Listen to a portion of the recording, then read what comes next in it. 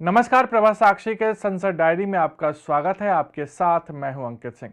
संसद के दोनों सदनों में आज कामकाज हुआ। हालांकि महंगाई को लेकर आज भी विपक्ष सरकार पर हमलावर रहा।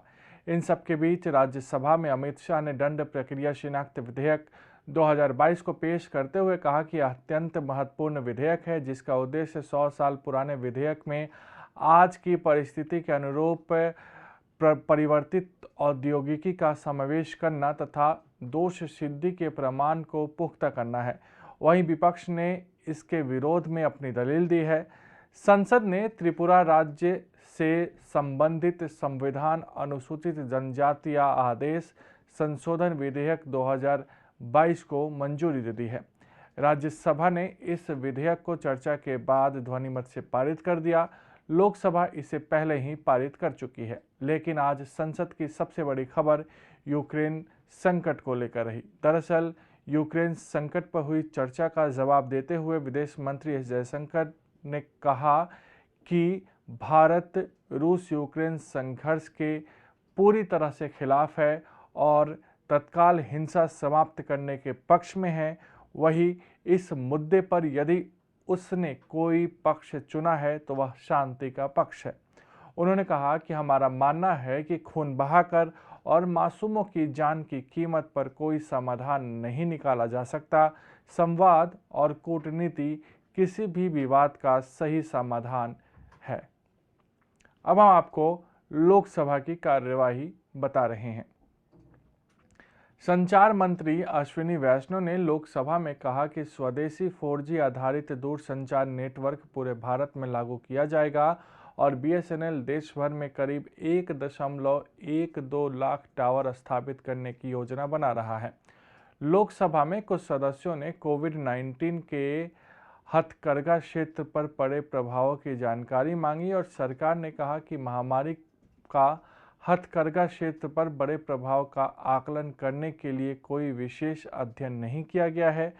लोकसभा में चंद्रशेखर साहू और राहुल रमेश शिवाले के प्रश्न के लिखित उत्तर में वाणिज्य मंत्री पीयूष गोयल ने यह जानकारी दी। भारतीय जनता पार्टी के सांसद रमापति त्रिपाठी ने लोकसभा में केंद्र सरकार से आग्रह किया कि अनुसूचित जातियों, अनुसूचित जनजातियों एवं पिछड़े वर्गों के छात्रों की तरह सामान्य श्रेणी के आर्थिक रूप से कमजोर वर्ग के युवाओं को भी विभिन्न परीक्षाओं में शुल्क तथा आयु सीमा की छूट दी जाए। रेल मंत्री अश्विनी वैष्णव ने लोकसभा में बताया कि जल जमाव एवं अन्य समस्याओं को देखते हुए देश में रेलवे अंडरब्रिज को यथासंभव रेलवे ओवरब्रिज में परिवर्तित करने का प्रयास किया जा रहा है।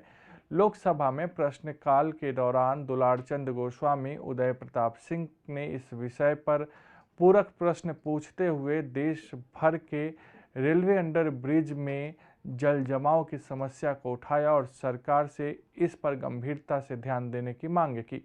अब हम आपको राज्यसभा की कार्यवाही बता रहे हैं।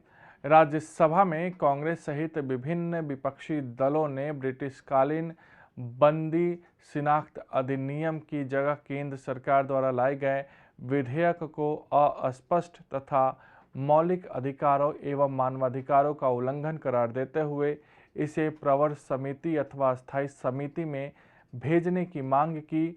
उच्च सदन में दंड प्रक्रिया शिनाख्त विधेयक 2022 पर चर्चा की शुरुआत करते हुए कांग्रेस के वरिष्ठ नेता पी चिदम्बरम ने कहा कि यह विधेयक हाल में लोकसभा में पारित हुआ है।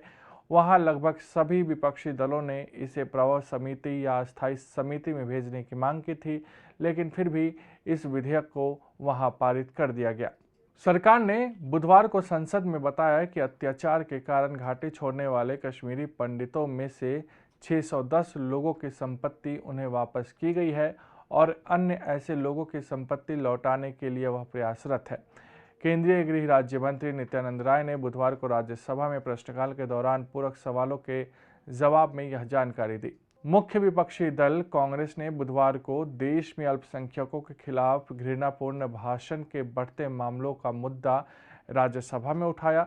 विपक्ष के नेता मल्लिकार्जुन खड़गे ने इस विषय पर नियम 267 के तहत कामकाज स्थगित करने और चर्चा कराने का नोटिस दिया था। राज्यसभा में बुधवार को एक सदस्य ने निजी चिकित्सा कॉलेजों की फीस विनियम करने का मुद्दा उठाया और साथ ही देश में सरकारी चिकित्सा कॉलेजों की संख्या की भी बढ़ाने की मांग की।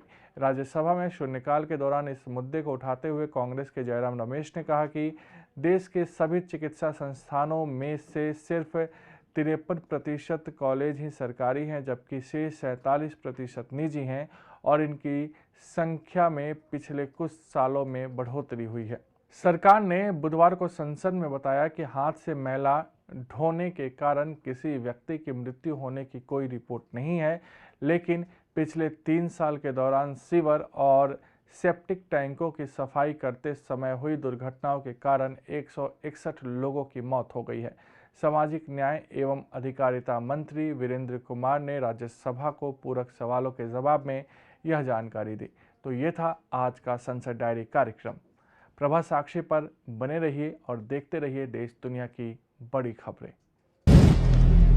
अगर आप भी लेना चाहते हैं देश दुनिया की तमाम जानकारी तो आज ही सब्सक्राइब करें हमारे चैनल को। साथ ही नीचे दिए बेल आइकन को जरूर दबाएं ताकि हर अपडेट आप तक पहुंच सके।